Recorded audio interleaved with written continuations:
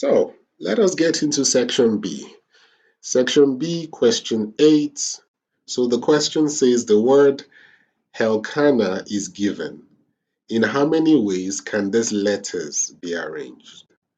To answer this question, we need to determine how many positions we need to arrange this word into.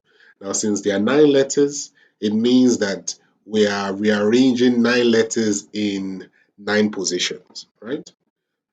Let's draw dashes and take them as our different positions. 2, 3, 4, 5, 6, 7, 8, 9. Now, these are 9 positions that each and every one of these letters needs to fill, right? So that's my first position, second position, third position until the 9th position.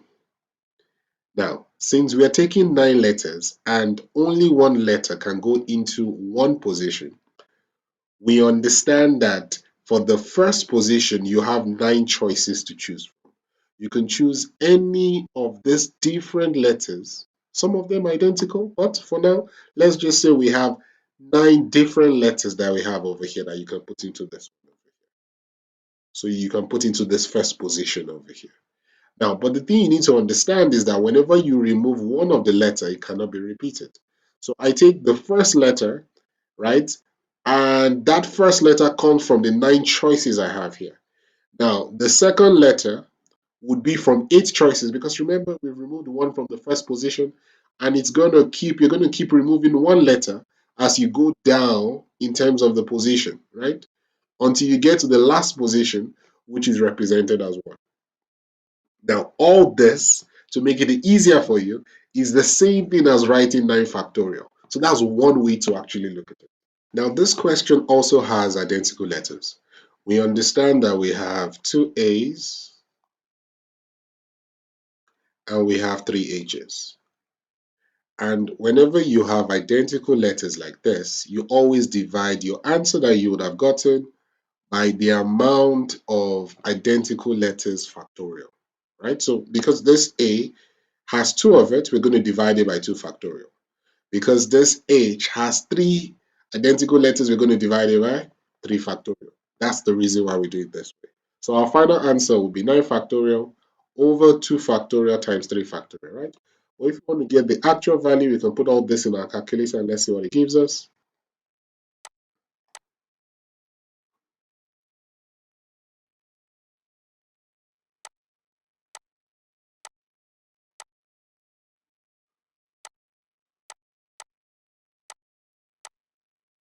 So that's 30,240. So 30,240. Okay.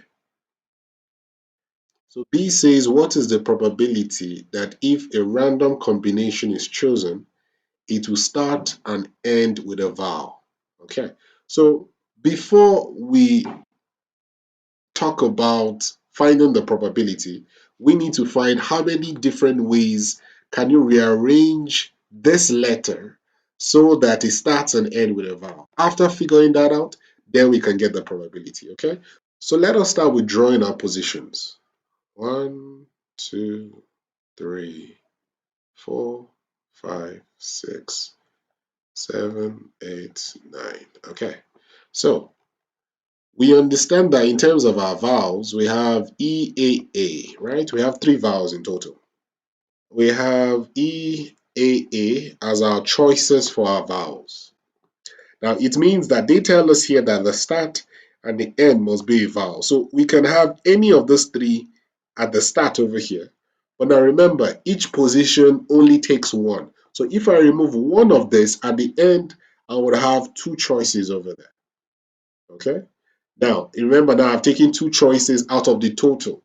Now, if I remove these 2 choices, I still have 7, right, in our letter arrangement over here. So this would be like 7, 6, 5, 4, 3, 2, and 1. And we can also say that that's the same thing as saying 7 factorial.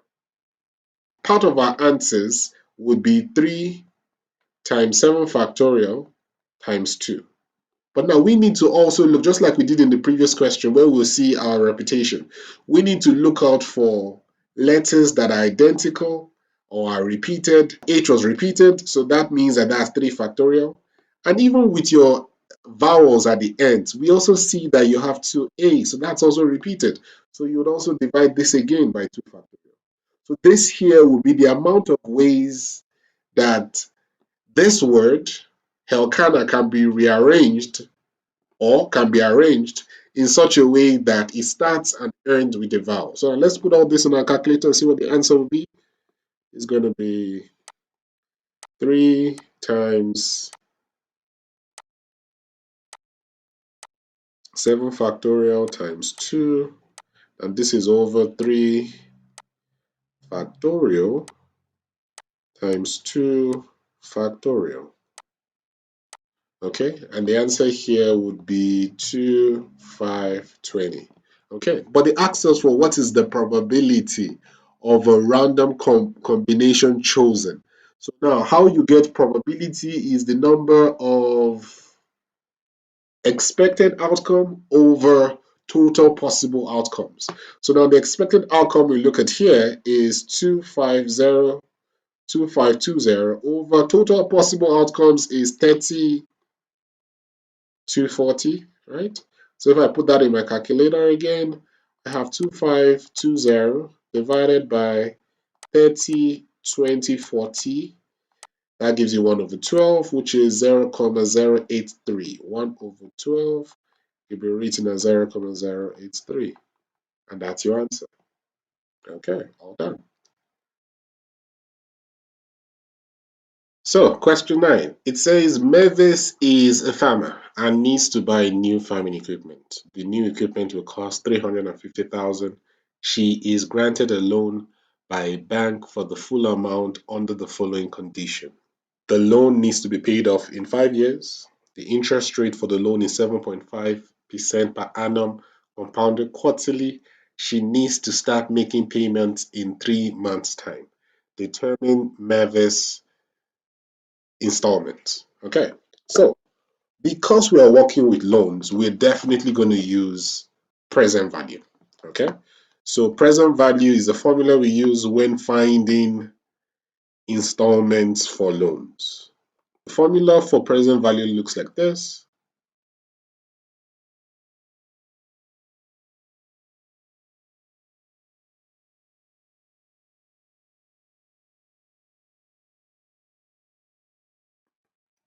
Okay, so the present value is the amount she's going to get originally, which is 350,000. Okay, the interest rate is 0,075 because it's 7.5%, and since it's compounded quarterly, we divide this by 4. We have the years, the amount, the payment, right? So the N would be 5 times 4, 5 years, and we multiply by 4 because it's compounded quarterly. So there will be 20 payments.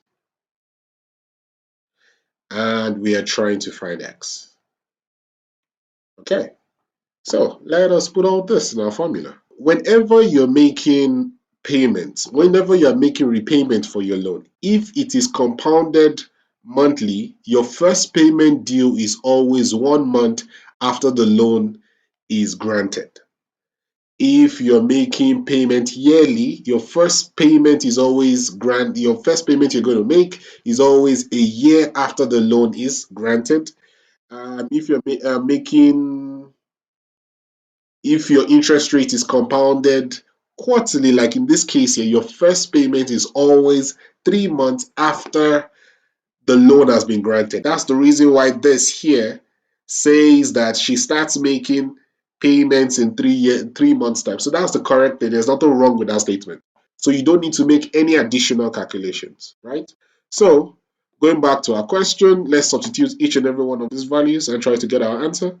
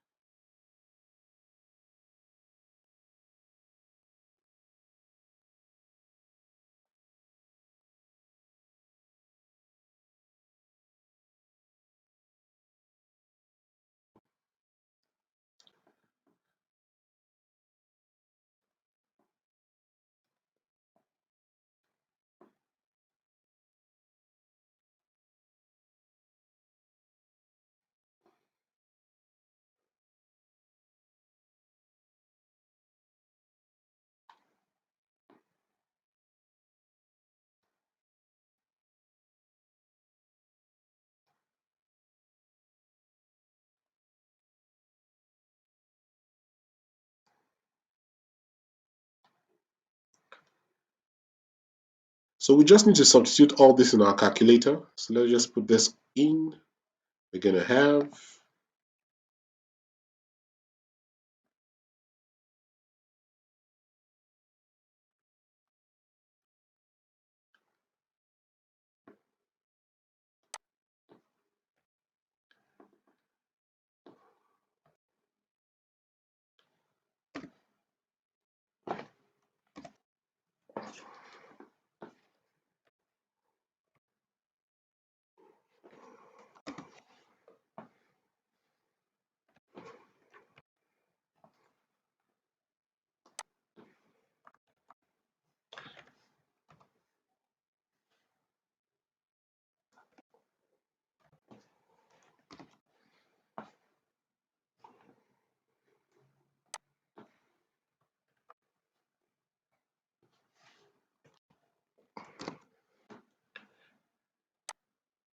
okay, so the answer here,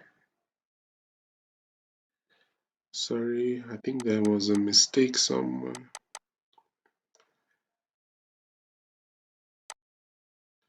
Okay, so there's actually a mistake in my, this is 350,000. There we go. Yes, so the answer here is 21147, then to be comma 52. 21147, comma 52. 21147, comma 52 rands.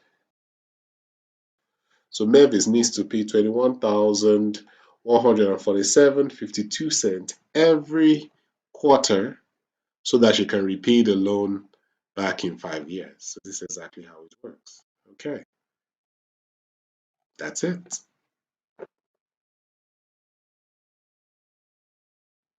Moving on to question 10.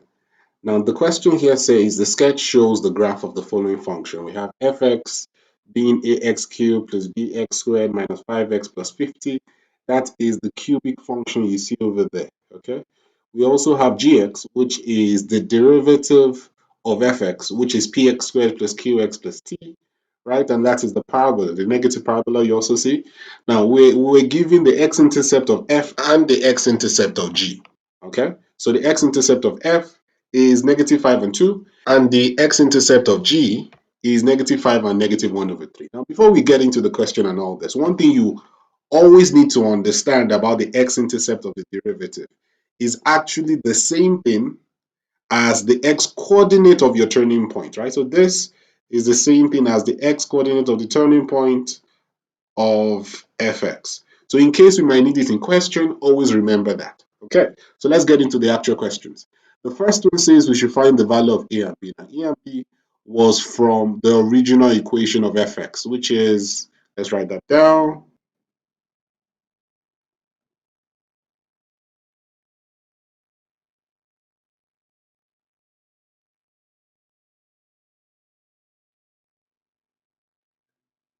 Okay, so that is the equation of fx. So the good thing is that we're given the x-intercepts, and the x-intercept is negative 5 and 2. So those coordinates are actually negative 5 and 0, and we also have 2 and 0. So since we have two unknowns, it would be recommended to substitute each of these coordinates into this our equation and see if you can get two equations and therefore doing simultaneous equations at the end of it. Okay. So let's try this out. I want to substitute negative 5 and 0 into this. So substituting this is what you get.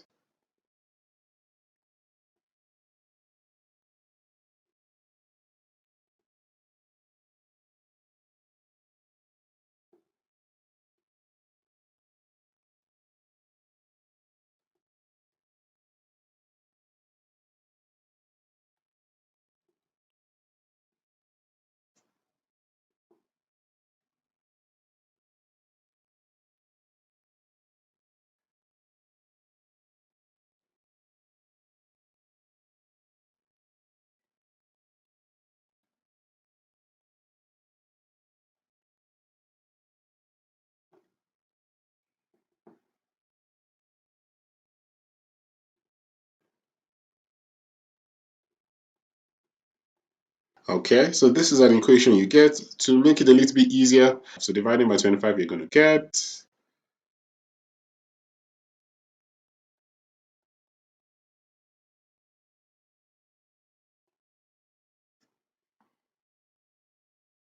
So we can consider this our equation 1. Now we do the same thing, substituting 2 and 0 into this equation also. So this is what you get.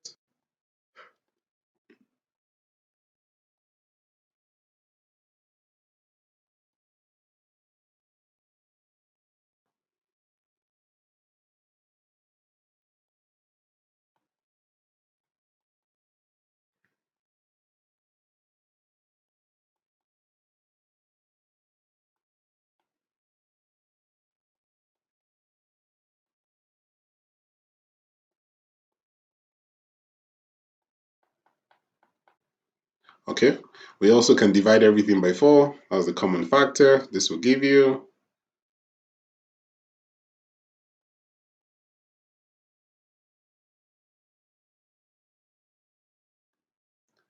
now before I move on, I actually noticed I made a mistake, right?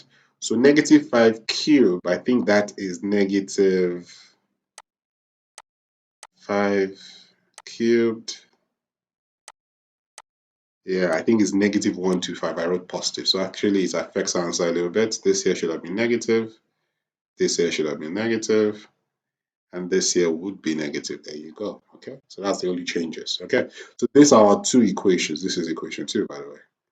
So with this, we can do simultaneous equation for this two equation to help us get our A and B.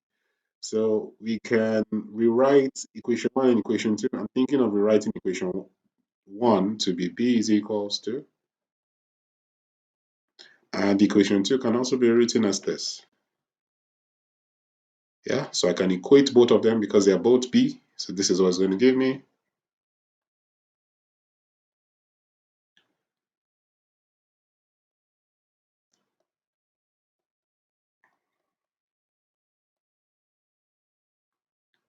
Okay, moving that over.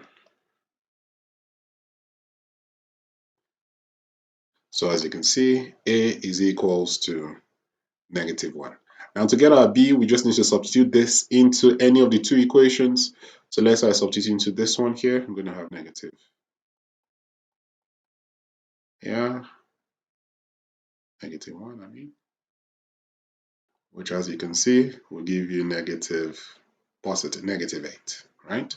So our B would be negative 8, right? So our two answers are negative 1 and negative 8 for our values of A and B. And that's it.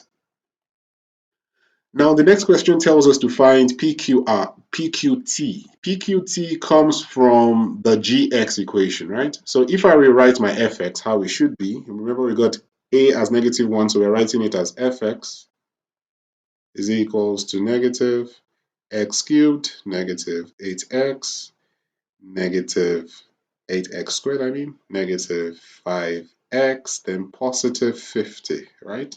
So gx, since it is the derivative of fx, we understand deriving this here will give you negative 3x squared minus 16x minus 5. So therefore, our values for p is negative 3, values for q is negative 16, and our t is negative 5. That's it. And the next question wants the coordinate of A, this one over here. Now remember what I said at the beginning of this question. I said that the x-intercept of your derivative is the same value as the x-turning point of your original equation. So if the x-intercept of this here is negative 1 over 3, this is my derivative. The x value for this turning point is actually negative 1 over 3. So to get the second coordinate of A, all I just need to do is substitute this negative 1 over 3 into the equation of fx. Okay, that's all I'm going to do. So I'm going to say, I'm going to say this, x of A is negative 1 over 3, right? So we substitute this into the fx formula. So I'm substituting x1 over 3. So this is how it's going to look. It's be negative, open bracket, negative 1 over 3 cubed minus 8, open bracket, negative 1 over 3 squared minus 5, open bracket, negative 1 over 3, and all this positive 5, right? So I put this in the calculator and this is what it's going to get.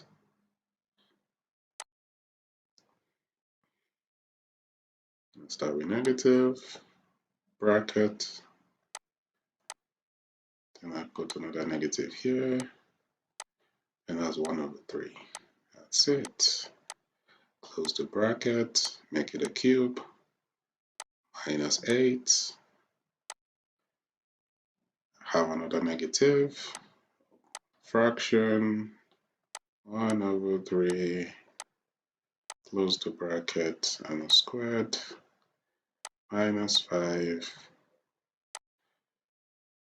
negative, open the bracket again, 1/3. I'll close the bracket one last time, plus 50. So the answer we get is 1372/27. Okay, so the coordinate will be -1/3, -1/3, and this here will be negative, no, it's actually positive, and this here will be 1372, 1372/27. Now we could also write it in terms of decimals. So instead I could also say it's -1/3 and 50,8. Now the next question wants us to get the coordinate of B. Let's look at B. B here is the turning point of your derivative of gx, right? So one useful information is that the x-coordinate of our turning point of our derivative is the same value as the x-coordinate of the point of inflection, right? That's one way to look at it.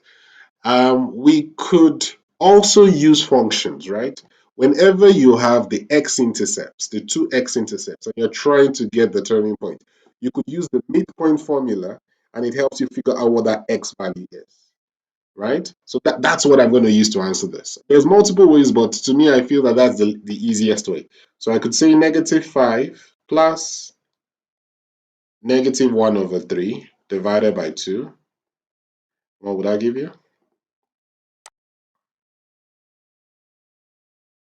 -5 plus 1/3, and the 1/3 has a negative, right, divided by 2, and that gives you -8/3, right?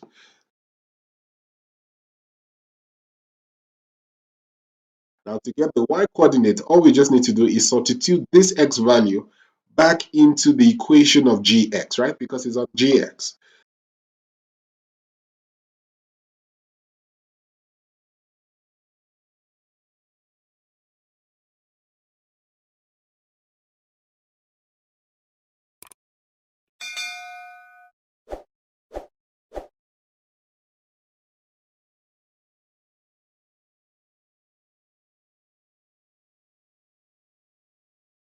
So putting this in our calculator, we're gonna have, there are so many negatives, eh? -3, negative square, 8/3, close the bracket, squared, -16, open the bracket, -8/3. And we'll say this is -5. Okay, so this answer here is 49. The y of B is 49/3. Okay, so in decimals, we could say it is 16.3, right? So we can say our coordinate could be -8/3 and 16.3. Now for D2, it says determine the value for x for which f is concave down. So our cubic function is normally divided into two parts. And the midpoint of the division is our point of inflection, which is going to be somewhere around here. Now, this part here is the concave up, and this part here is the concave down.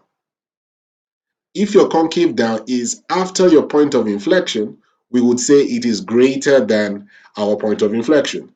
If our concave up is, in this case as it is now, before the point of inflection, we'll say that it is less than the point of inflection. Now, since we said this before in the previous question, our turning point here is the same value as our point of inflection, which is 8 over 3.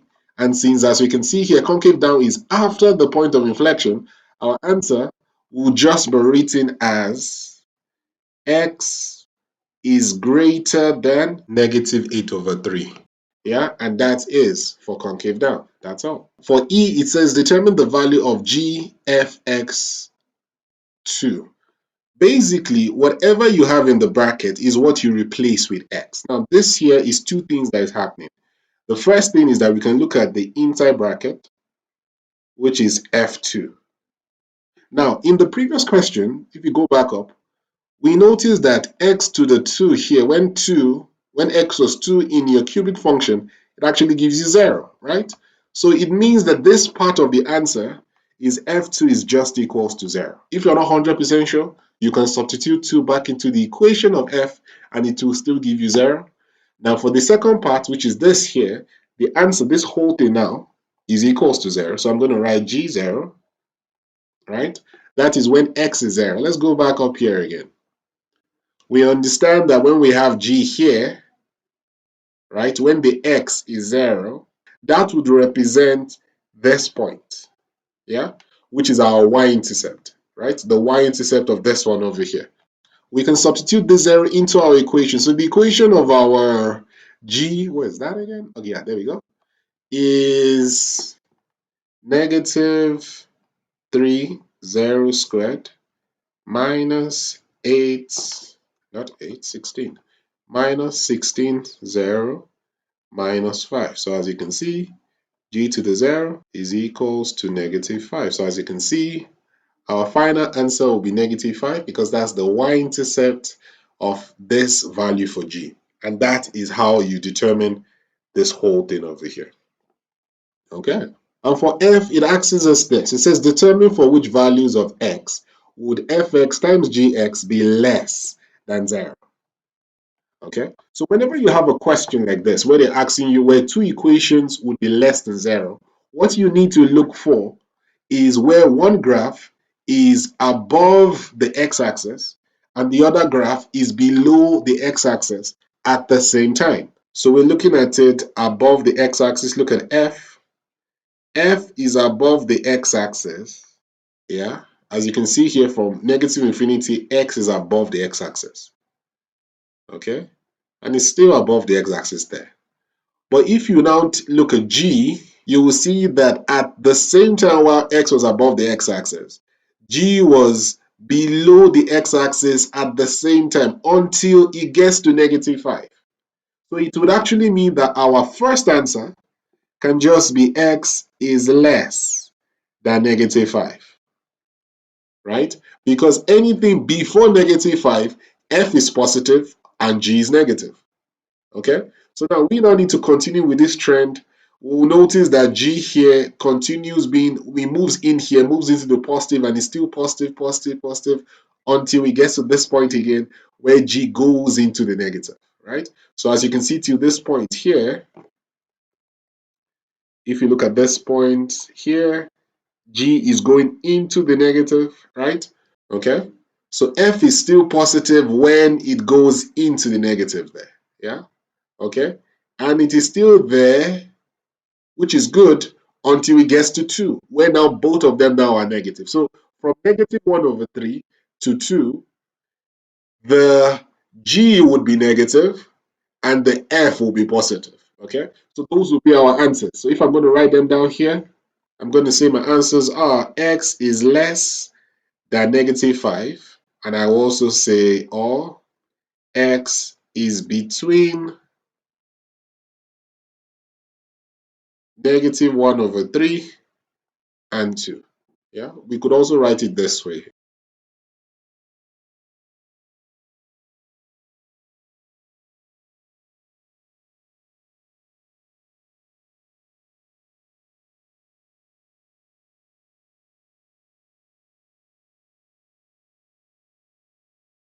Yeah, and that also works. That's it. Let's go to G. Now G says fx is equals to ax cubed plus bx squared minus 5x plus m.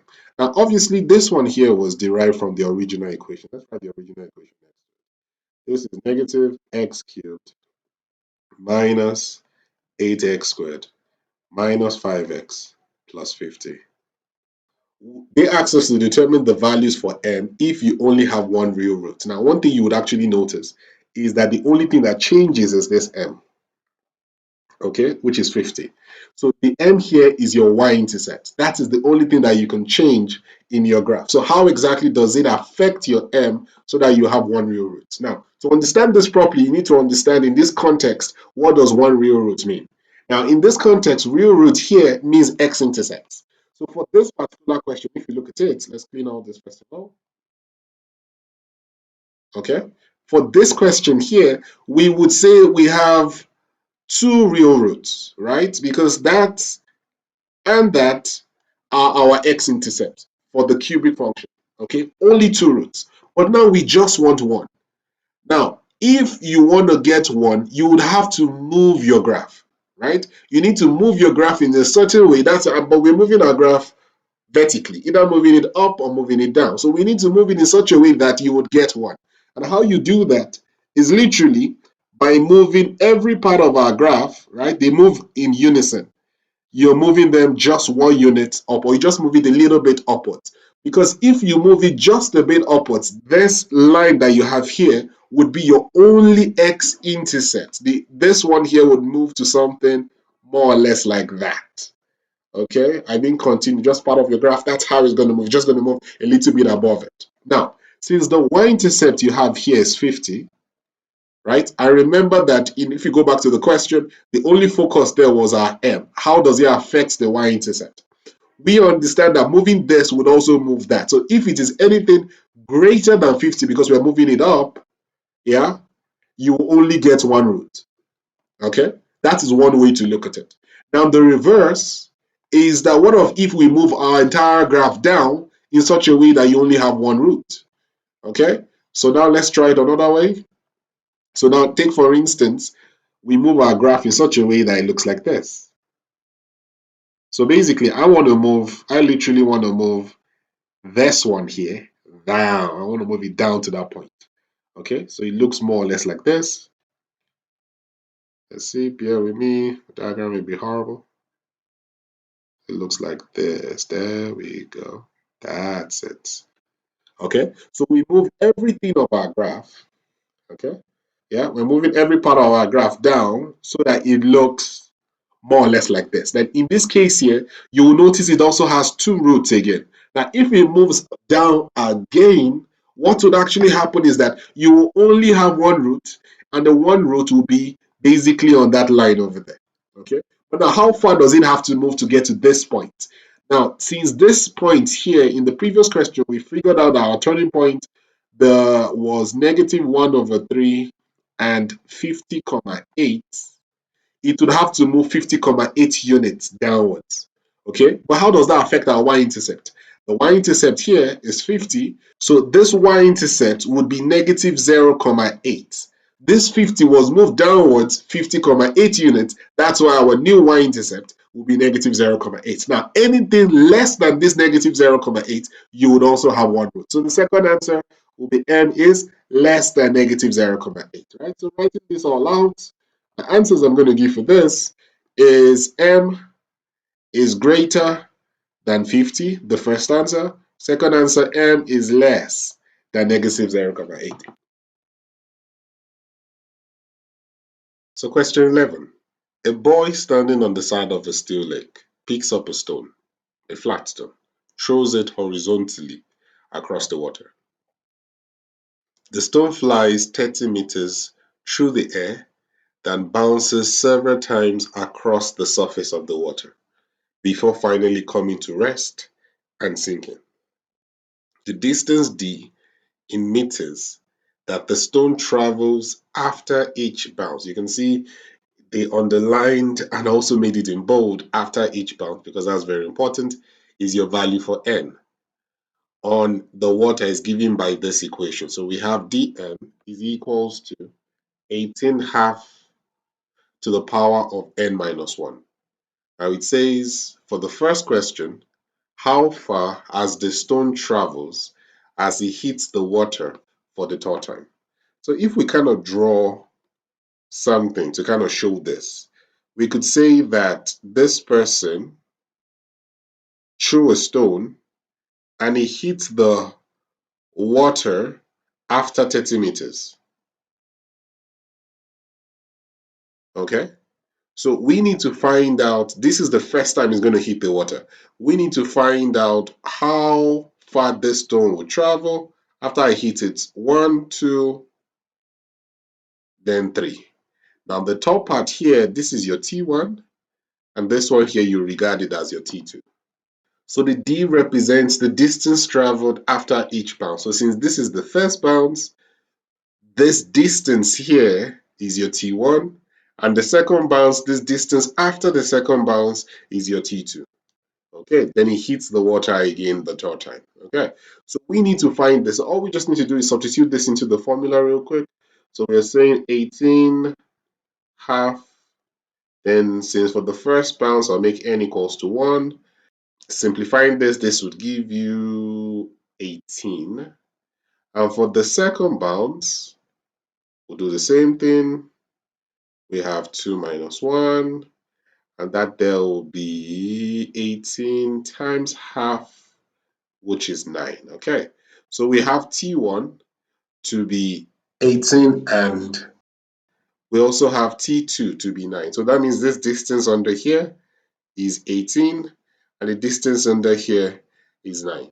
Okay, so since they want how far this stone is going to travel, all I just need to do is add the original distance it traveled before the first bounce, which is 30 meters plus 18 plus 9. And that will give you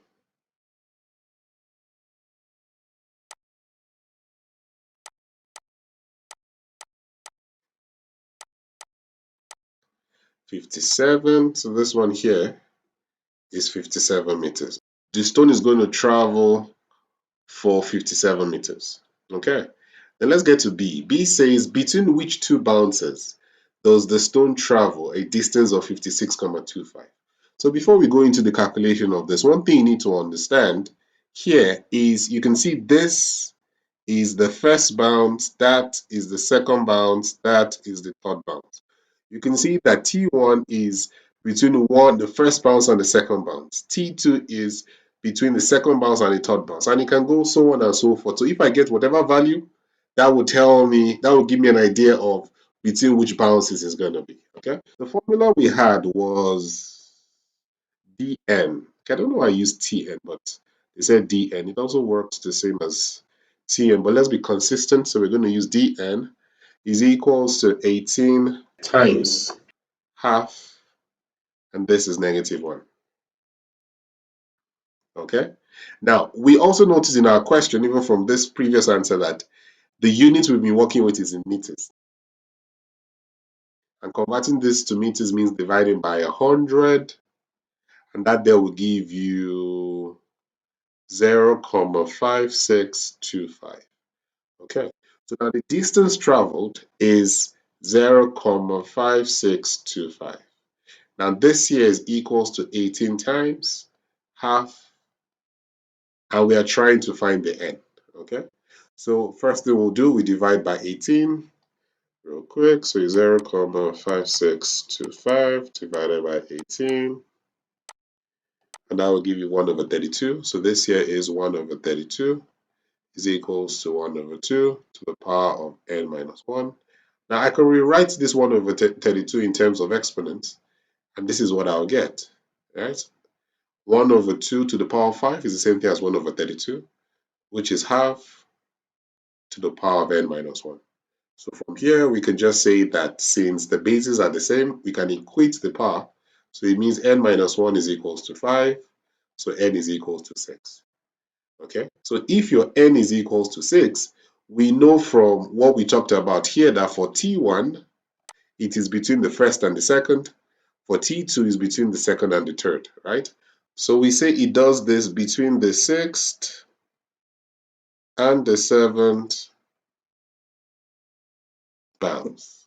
Okay, that's when it travels a distance of 56,25 centimeter. That's it for B. So C wants us to find the total distance traveled by the stone before it sinks. Now the first thing we write down is our equation, right? Our equation is dn is equals to 18 half n minus 1. Now this here kind of reminds you of this. And the reason why I'm drawing comparison with this is that we understand that A is our first term, R is our common difference, N is the number of terms and all that. So for this sort of question here, we understand that the first term is 18. And we kind of did that in the previous question, so we're absolutely right about this. And our R would be 1 over 2. It's quite important for you to know this. Now, one thing that is also special about this R is that this R falls between -1 and 1. And because it falls between -1 and 1, it is a convergent series. Is a series that keeps on getting smaller and smaller and smaller until infinity. So now because it's between -1 and 1, we can say that the distance between our stone will keep on reducing. And the only way to capture this is by using sum to infinity. So since it's not going to stop until it finally sinks, we can use this to try to figure out how long will it take? What is the total possible distance that you could get? So in this here, I can say this is 18 over 1 minus half. And putting this in the calculator real quick, 18, 1,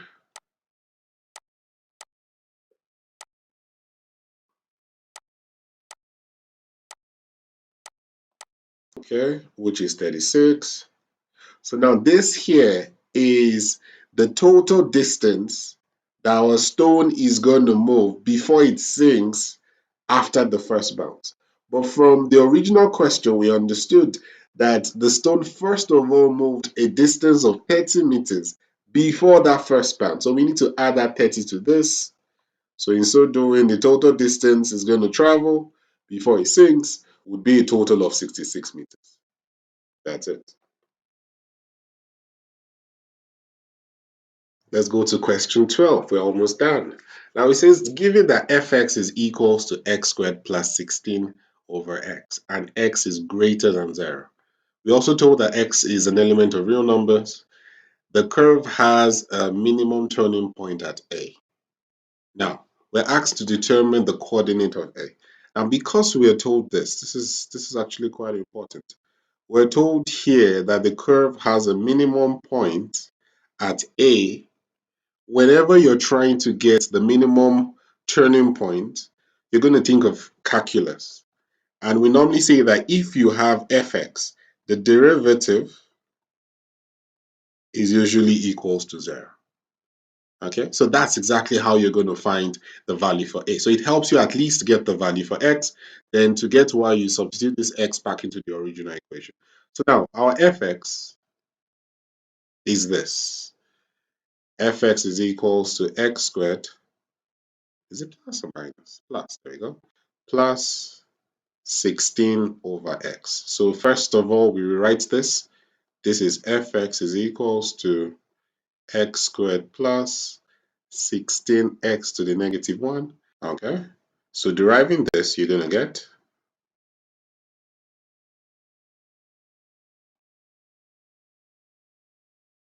okay, which can also be rewritten a little bit better. Can write it this way.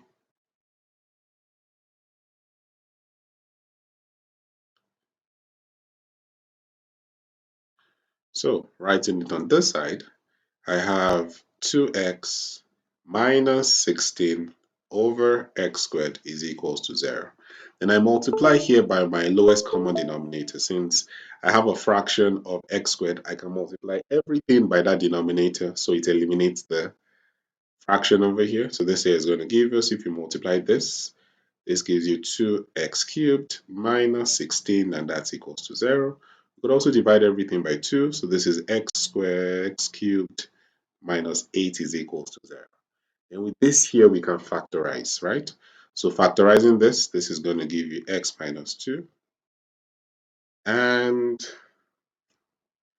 is going to give you x squared minus 2x plus 4.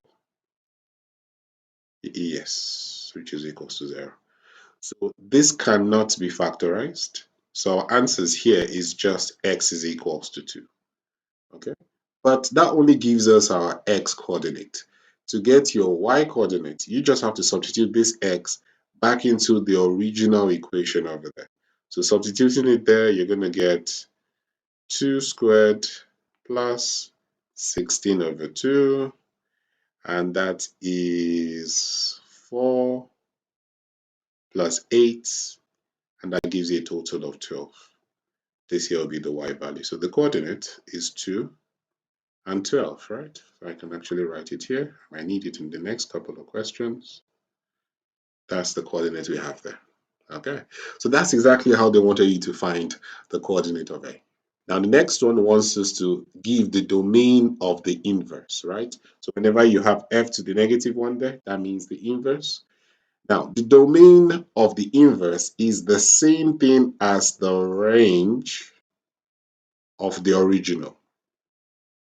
So instead of drawing like a inverse graph, I could just look for the range of the original and it's the same as the domain. Now looking at the range here, the minimum value that we have here is 12.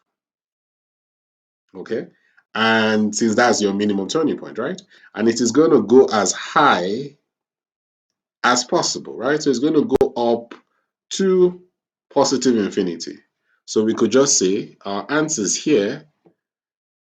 So now we'll write it as x is greater or equals to 12.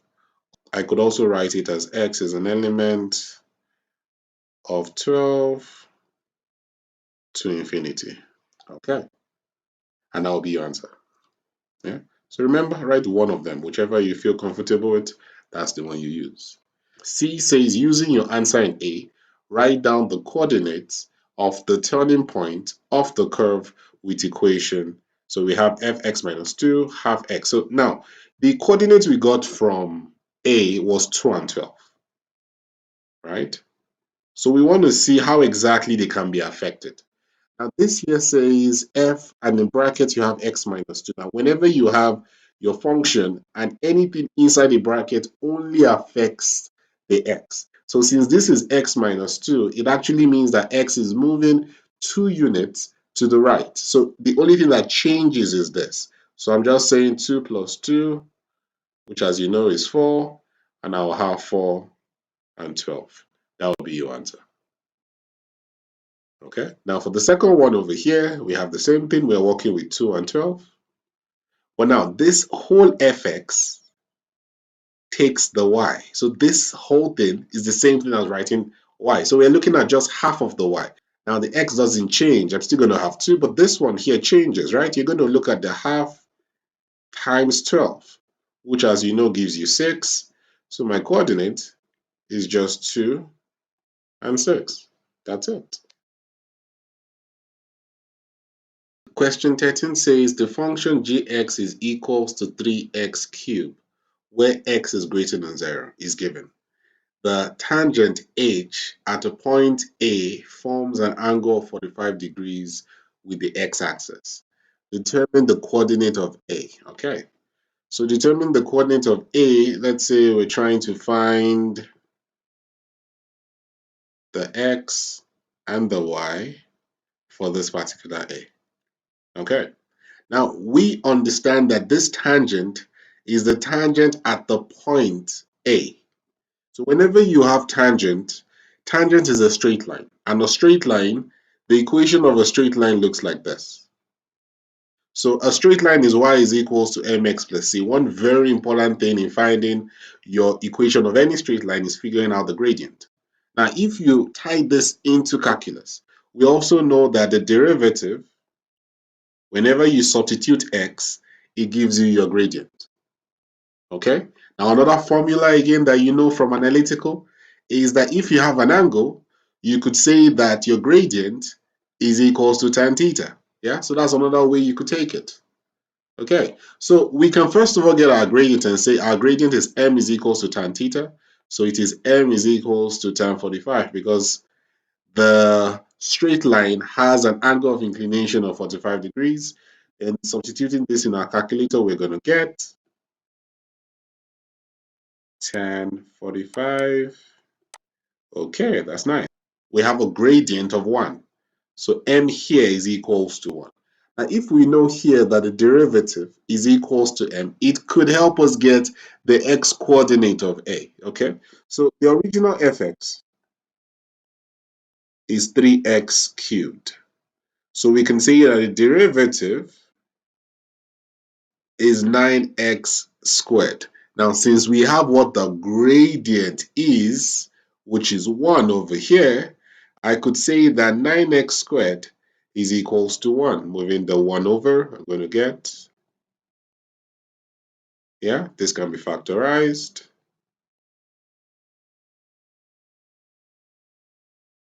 And therefore, my answers are x is equals to 1 over 3 and x is equals to negative 1 over 3. Now, from the question, we also told that x is greater than 0, right? So I'm not going to look at this is not applicable in my question.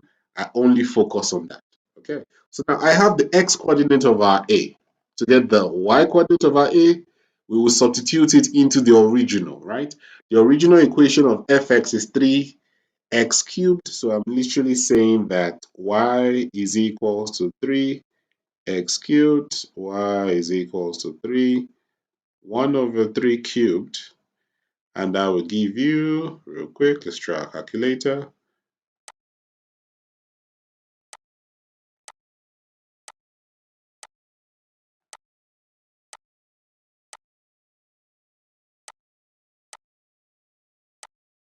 Okay, so it's 1 over 9.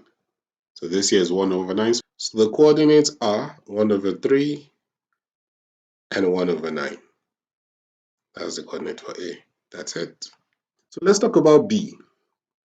Now this question says, given that fx is equals to 1 over x, the tangent of AB is drawn and the point of tangency is at D, which is A and the function of A. Now they say show that the equation of the tangent is equals to this here. Now one thing you need to understand about the equation of the tangent, now a tangent is a straight line and a straight line would always look like this, okay? So now for me to find my tangent, I would need to figure out what the gradient is. And not only do I figure out the gradient, I need to at least figure out a point. And that point is very important, okay? So if we have the x, because in this question here, we can see that the x is a, right? The x coordinate of D is a.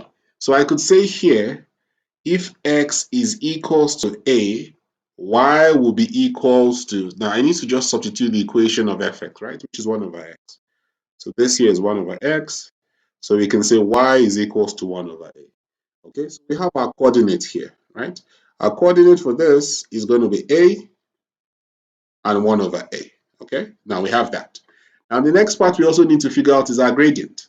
To figure out our gradient, we understand that a derivative is equals to our gradient. So if the original fx is 1 over x, we know that if we can try to derive it, so I'm going to just rewrite it first of all, then differentiate. This here will give me negative x, negative 2. So I could just write it as negative 1 over x squared, okay? So my derivative is negative 1 over x squared. To get the gradient, we need to substitute the corresponding x value into our derivative, and that gives you your gradient. And since our x value is a, we are literally substituting a into this equation, right? So I'm saying that it is f a, and that will just give me negative 1 over a squared. Okay, so now that's my gradient. I have the gradient, check, and I also have a point, check. So now I can substitute it into any formula that I want to use, but I prefer to use this. Y minus y1 is equals to m x minus x1, right? So substituting each and our values for y1, x1, and m, this is what we're going to get.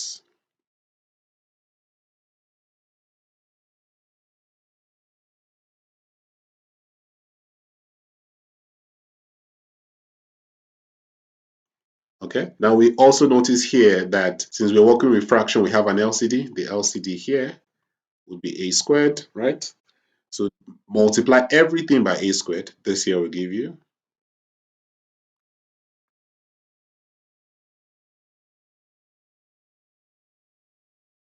This here will just be a. This will be negative x minus a. Okay. Then now we can open out the bracket and simplify as best as we could. Negative x, positive a. Okay. So what I'll do now is move the x to the left, move the a to the right. So I'm going to have a squared plus x is equals to 2a, because negative a goes over, it becomes positive a plus a is 2a. And the question wanted x plus a squared y is equals to 2a. That's it. A squared y plus x is equals to 2a. And we just proved that our tangent would be equals to this equation we see down here. And that's it. Question 14.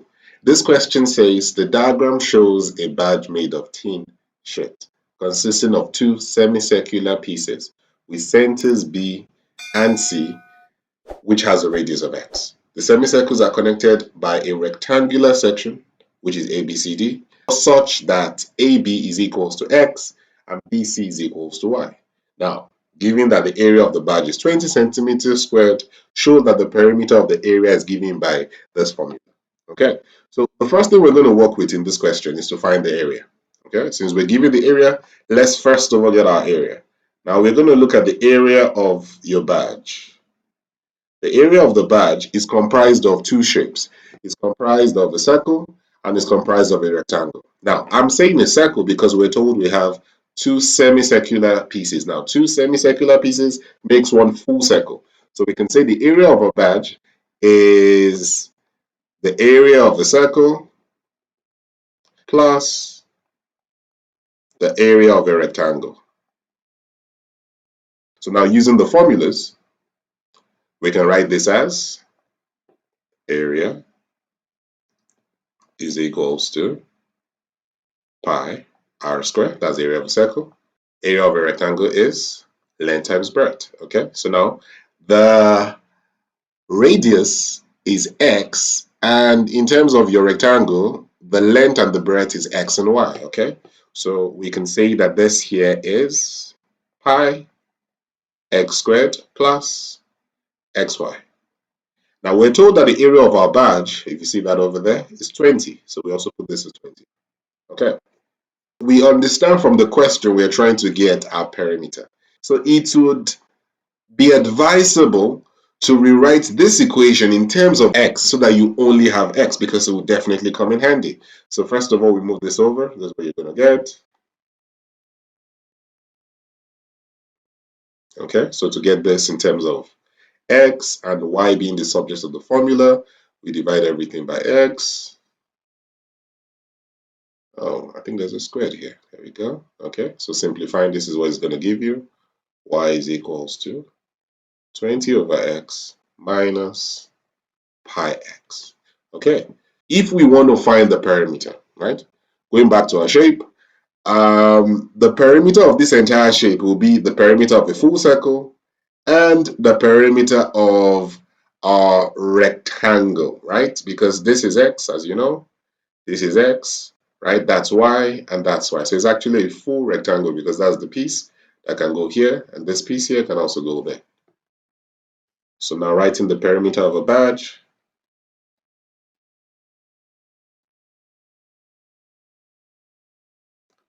it is equals to the perimeter of the circle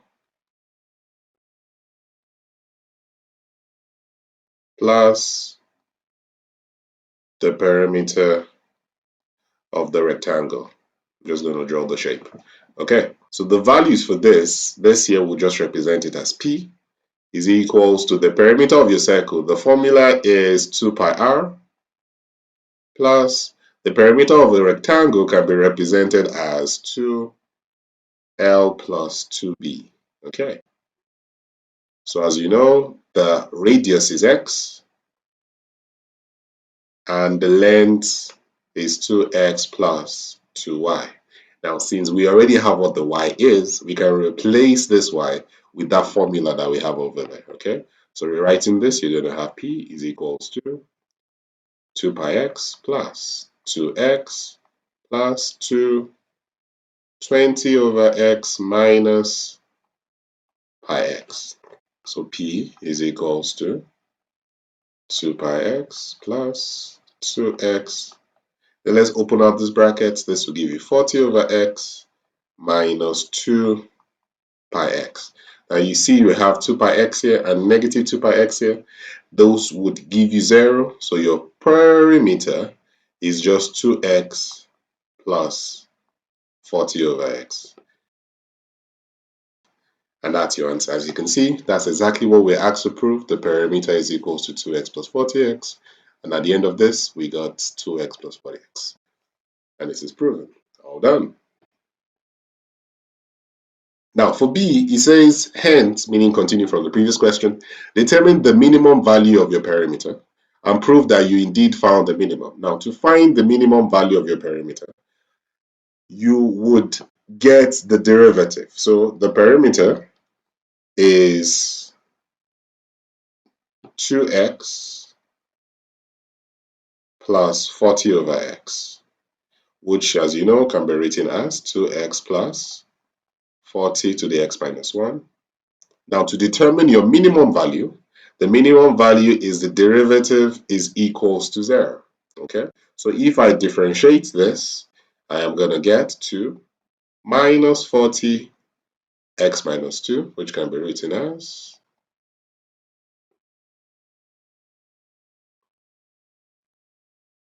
okay. Now we could also say that this is equals to 0 because it's the minimum. Simplifying, you will get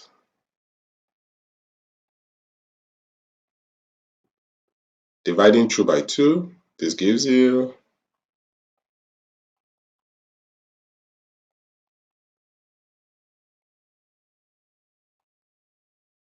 square root of 20.